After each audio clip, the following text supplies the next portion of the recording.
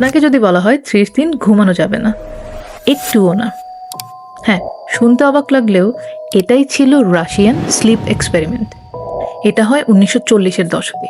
World war চলাকালীন রাশিয়ানরা চায় যে তাদের সৈন্যরা যাতে বেশি সময় জেগে থাকতে পারে, আর তাই তারা করে এক ভয়ঙ্কর এক্সপেরিমেন্ট।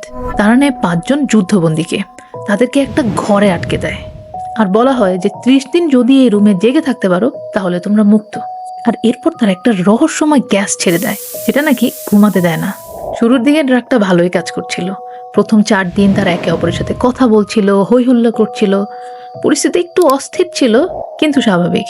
তবে 5th ডেতে এসে সিচুয়েশন চেঞ্জ হওয়া শুরু করে। তারা চুপ হয়ে যায়, নিজেদের সাথেই ফিসফিস করা শুরু করে, আর ঘরের মধ্যে গোল গোল হাঁটতে থাকে।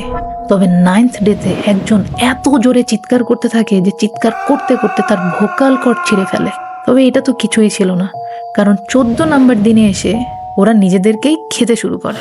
আর 15 নাম্বার দিনে সায়েন্টিস্টরা যখন গ্যাস বন্ধ করে দেয় তখন ওরা চিৎকার করতে শুরু করে। গ্যাস ছেড়ে দেওয়ার জন্য আবার অনুনয় বিনয় করতে থাকে, কিন্তু গ্যাস ছাড়া হয় না। আর তখন তারা ঘুমিয়ে পড়ে। অবশেষে রুমের দরজা খোলা হলে শুধুমাত্র জীবিত পাওয়া যায় একজনকে। সে প্রায় মৃত, ফ্যাকাশে, পাতলা, আর চোখগুলো বড় বড়, কালচে কিছু দিয়ে মেঝেটা ভেজা। কিন্তু এত সবের পরেও সে পালায় না, সে দাঁড়িয়ে থাকে দুলতে দুলতে আর বলে, গ্যাসটা ছেড়ে দিন। আর এটা দেখে সায়েন্টিস্টরা ভয়ে দরজা বন্ধ করে এই ভয়ঙ্কর এক্সপেরিমেন্টের সব ডকুমেন্টস ধ্বংস করতে থাকে।